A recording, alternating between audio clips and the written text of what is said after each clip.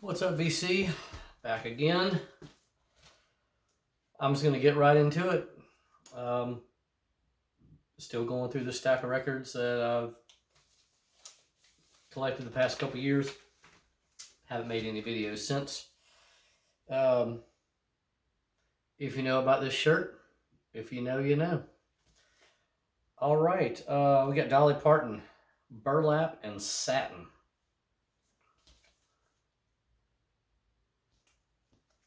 Pretty polished cover there.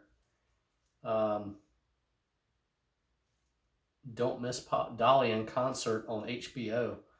The hype sticker on there. This is 1983 on RCA. You got the inner sleeve. Excuse me. Dolly Parton. Kind of getting hard to find her stuff these days. Amazing songwriter. Just a queen of country music, probably, people would say. Do they say that? I'm not sure.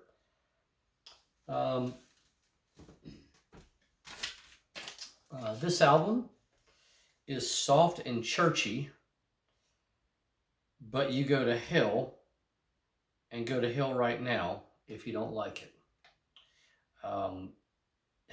Potential Boyfriend is a really awesome badass song.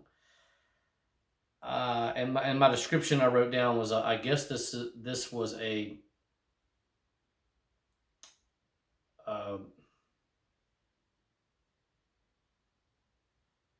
that's not gospel. I can't read my own handwriting here, folks.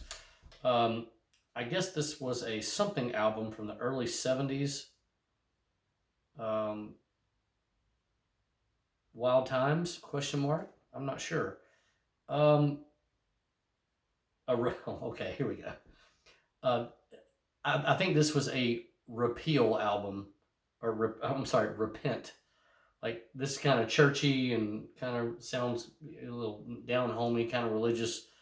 And I guess she's repenting from the early 70s if Dolly had some wild times. Maybe she didn't. Dolly never did anything wrong, right? Who knows? So yeah, soft and churchy, but Potential Boyfriend's a great song on that album. We got Hank Snow, Souvenirs. I love this cover. I'll take it out here. Probably can't see that too well. Love this cover. Love some Hank Snow. If you guys have been watching my videos, you know I'm a big Hank Snow fan here. No use in leaving his stuff behind because it's so good. Hank Snow makes you feel, he just makes you feel great. It's such good music.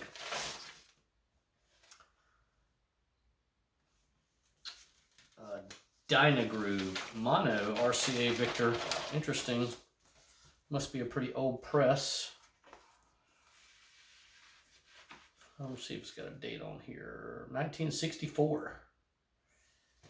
Yeah, if you don't know about Hank Snow, singer-songwriter, it's just feel good music. It's kind of country-ish, but man, lighthearted stuff. Just incredible music, incredible musician.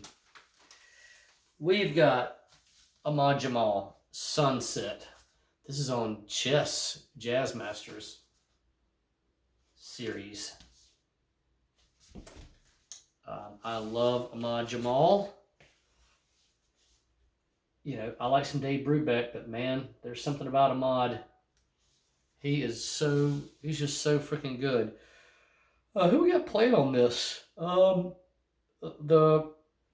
Most of the tracks, or some of the tracks, are recorded in 1958 live at the Pershing. And then the remaining tracks were recorded at the Black Hawk in San Francisco in 1961. Personnel is Ahmad Jamal on piano, Israel Crosby on bass, Vernel Fournier on drums. So, yeah, it's from 1976.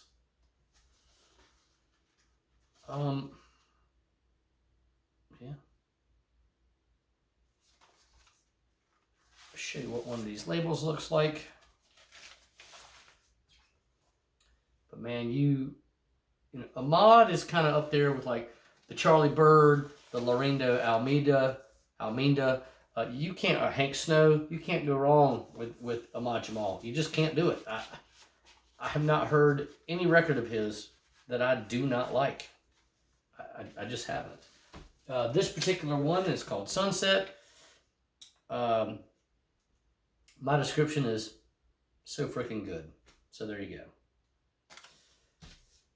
So a friend of mine at a record store gave me this record. This is Paul Winter and Friends Collection 2, Living Music.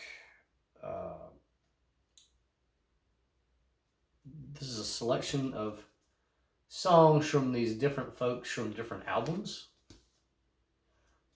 He said it's something I should check out. Eugene Friesen, Paul Haley, Oscar Castro Neves, and Susan Osborne. Produced by Paul Winter. This is 1985, 86, 87. This is on, what in the world? Moss Music Group. Okay.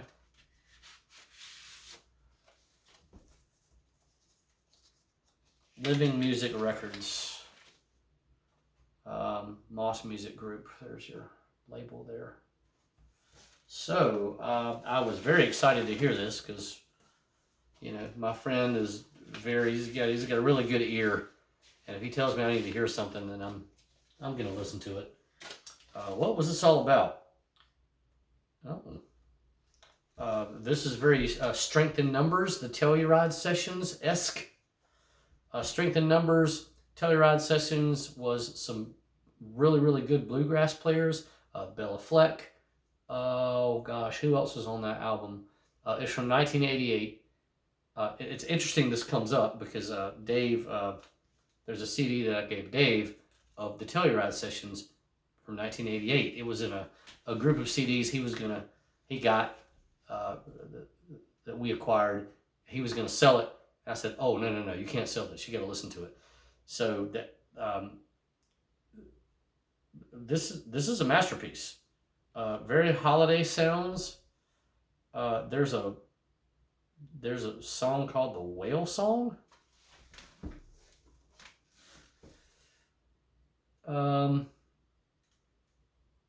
Yeah, Whales Weep Not. Yeah, so man, I must really like this. I said something about I said wow, and then Puerto Rico. So it's got a little bit of everything in there. But if you're going from Puerto Rico to Telluride bluegrass sounding stuff, and it seems like a masterpiece to me. Geez, I need to listen to that again. All right, we've got the quintet. The Quintet.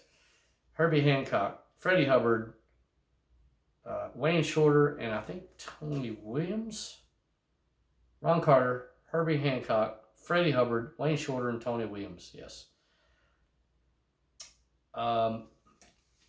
This is a promo, I guess. Didn't know what to expect on here, but the songs are very long, which is usually a good sign. It is a double LP. Got a gatefold here. Great picture of those guys. Good picture on the back too that I showed you of those guys. Let's see. This was recorded live at the Greek Theater of University of California in Berkeley, July 16th and 18th in 1977.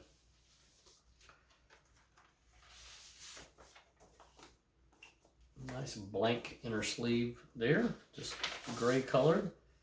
And there's your label there on Columbia.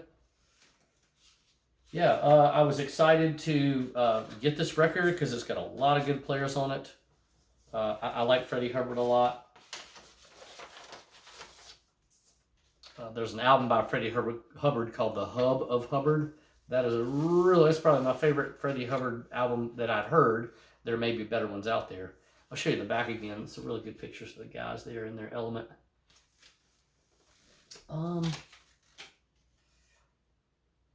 This is avant-garde-esque kind of stuff. It's fun. So you got two records worth, and it's all long songs. I mean, gosh, these songs are like 9, 7, 11, 8 minutes long. So great album, can't go wrong. We've got, man, I'm into piano players. I guess we got we got Keith Jarrett. He's one of my first introductions into jazz was, of course, Dave Brubeck, and then Keith Jarrett. Expectations was my first like foray into more free avant. Well, I don't know. Keith Jarrett has his own style, but this is on Impulse, ABC Impulse. The players look to be the usual for Keith Jarrett. We've got Keith Jarrett on piano, soprano saxophone, and percussion. Dewey Redman on tenor saxophone and musette. Charlie Hayden on bass. Paul Motion on drums and percussion. 1978. And you never know what you're going to get with Keith Jarrett. Sometimes it can be pots and pans. Sometimes it can be just trippy. But most of the time, it just flirts with free jazz a little bit, but it keeps the beat. I'm down with that. I don't get into much free jazz or hardly any. This is playful. It's typical, and more musical than most of their stuff. So that's a solid one. Their stuff Keith Jarrett stuff can tend to get out there. Maybe some people wouldn't be able to follow it, but this is more musical. So everyone's kind of digging into their instruments, but they're listening to each other. Sounds like a good one there. Oh man, all right. We got the Dave Brubeck Quartet, The Last Time We Saw Paris. This is a stereo recording on Columbia.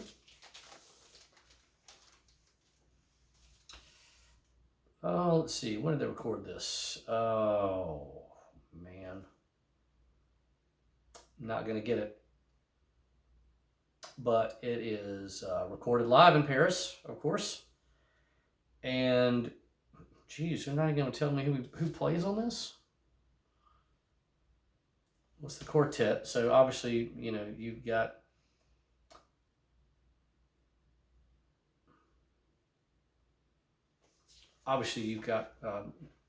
the sax player. God, I'm having a brain fart right now. Paul Desmond. He's obviously on here. Probably Joe Morello on drums. 2i Columbia. I know that I liked this record, and I guess I might have had this before, but this was a very nice copy. So I picked it up. Probably didn't have to pay a whole lot for it. I'm surprised I don't have a year on this. Here we go. The last time we saw Paris was in the autumn of '67 on November 13th. They played their final performance in Europe. Oh, here we go. Paul Desmond, Joe Morello, and Gene Wright are the players on this. And this is astounding. The last song on side one is just Dave going dissonant. It's just mind-blowing. Incredible album. So it's Dave Brubeck. If you don't know about Dave Brubeck, he's awesome. But that album was really, really good. We have Zomes. I know this is not usually the kind of stuff that I show, but I've been wanting to get this for a long time, and I found it and I picked it up. This is on Thrill Jockey. This is Asa from Lungfish, probably my favorite band of all time. And I can't remember who else plays on this album with him. But here's the label there. But Asa was a guitar player for Lungfish. Kind of went out on his own and did this Zomes thing. It's all instrumental. There's no vocals, so you know the vocalist from Lungfish is not on here. So it's Hannah Olivegren on voice, piano, and percussion, and Asa Osborne on organ, piano, and percussion. Yeah, there's no guitar playing on this. It's a 2012. There is also Andy Halick on electric piano, synthesizer, Equinox. Yeah. There's a picture of some of the folks on the album there. This is really interesting stuff. It's kind of droney, but in a really, really good way. And it kind of has that Lungfish vibe, man. It's just, it builds and it builds. It gets dynamic, goes back and forth. My description of this was dark and psycho, but there's a groove buried in this, and the groove is so deep in here. I mean, it just pulls you into the music. It's a great album. You know, I think some of the band members of Lungfish, they got, as time went on, they got into just more just kind of off the wall kind of stuff. But this was, and there's another Zomes album. I don't know if it's before or after this. I don't have that one. I probably should get it. I like that one really well. We got John McLaughlin, Devotion. This is one of those albums that, man, everybody needs to own this. I don't care what kind of music you're into. This is just freaking awesome. Oh man. I guess this is supposed to go this way, so I'll kind of do this so you can see that there.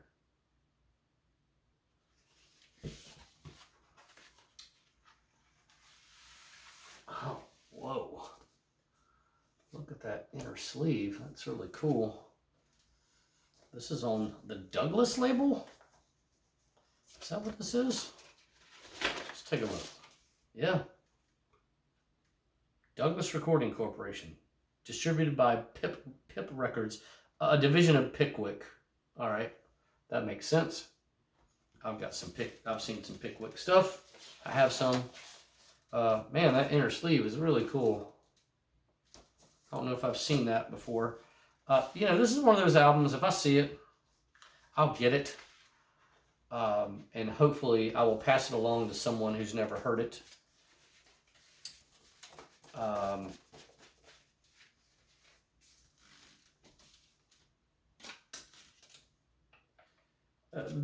My description is this album speaks for itself. It is a rock odyssey. I have reached the comfort level on guitar. I don't know what that means. I guess that's me. Maybe John McLaughlin was like, all right, I'm comfortable on guitar. I'm going to go nuts. It is a guitar-heavy album, but it's amazing. It's an odyssey, and it is very fun, and it rocks. It's not cheesy. It is a rocking album. All right, I picked this up. I didn't know what this was. These guys just look like pretty cool dudes. This is on Spinster Records. And I picked this up because the guys on the cover look cool, and their pictures on the back, they look like they know what the hell they're doing. So I took a chance. I usually don't take a chance. I'll try to listen to it on YouTube or whatever. Maybe I did. I'm not sure. But it's a really neat label there. Huh. Spinster Records out of Boynton Beach, Florida. Looking at the photo here, looks like these guys are probably from Florida. It's like an old Spanish moss tree or some kind of old tree that you would find at the beach here in the South. All right, what we got here? We got Eddie Higgins on piano, Pete Minger on flugelhorn, John Swan on flugelhorn and trumpet, Bill Prince on flugelhorn, trumpet, and tenor saxophone, Lou Berryman on bass, Norman Red Hawley on drums, Nancy Weckworth on French horn. This is 1982. Got a nice little write-up on the back here from Eddie Higgins from Cape Cod. That's pretty neat. Yeah, this is a neat record.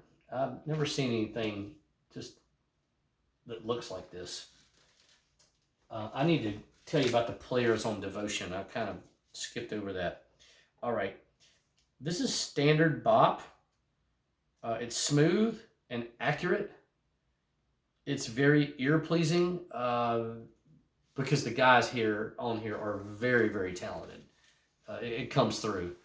So I really like listening to that record. I can't wait to listen to it again. It says in concert at Ernie's. I guess Ernie's is someplace in Florida where they play. The players on Devotion: John McLaughlin on guitar, killing it. Buddy Miles on drums and percussion. Stephen Bright, not sure what he plays. But yeah, those are the players. Larry Young on organ and electric piano. Billy Rich on bass. So yeah, that's sorry I failed to tell you who was playing on Devotion there. Those are the players. All right, last one here. Oh no, there's one. I gotta grab one from back there. I'll go ahead and do this one. This is Prince. Sign of the Times. I've been collecting the Prince, I guess ever since he passed away, I guess. Man, there's a lot of stuff in here. This is OG. Holy crap. Oh, this is the original inner sleeve there. There's the other one.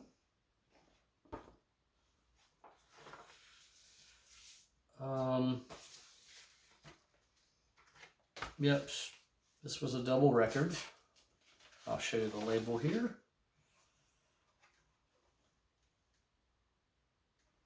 Let's see. I believe this was, what was Sign of the Times? Was this 87? I believe that it was. Let's see.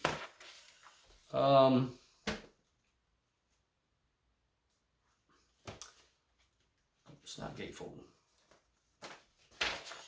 I'll tell you here in 1 second. Apologize for that. Yep, 1987, Warner Brothers. Come on, man, Prince.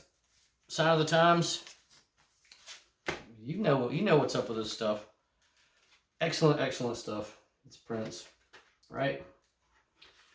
God, is there another?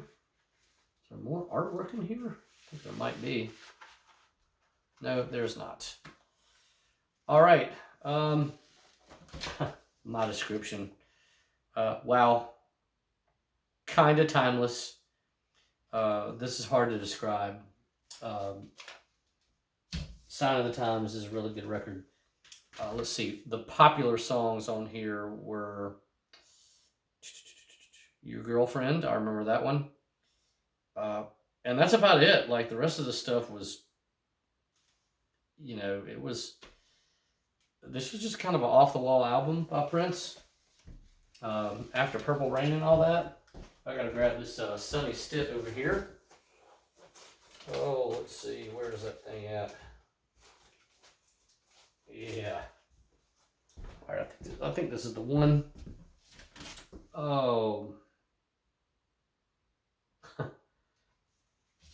So this is Sonny Stitt. It's called Tune Up. And it's got, the players are Sonny Stitt, alto and tenor saxophones, Barry Harris on piano, never heard that guy, Sam Jones on bass, Alan Dawson on drums. This is recorded February 8th of 1972. This is on Cobblestone Records. Oh man, look at that label. That's pretty neat. So I'm a big Sonny Stitt fan. I've picked up a lot of his stuff, and man, he's pretty solid. I'll have to say, this has got some original shrink wrap on it. Okay, my description of this is awesome. Apparently, there was lots of talk back when I bought this about Grimace and the Cookie Monster. I don't know what was going on in social commentary at that time, but I called this a cook monster. This album cooks. It's just, it cooks from beginning to end. It's totally awesome. If you see that album, you need to get it. It's amazing. So there you go. Appreciate it once again. Hope you guys have a good evening, night, day, weekend, week, and stay safe out there. See you.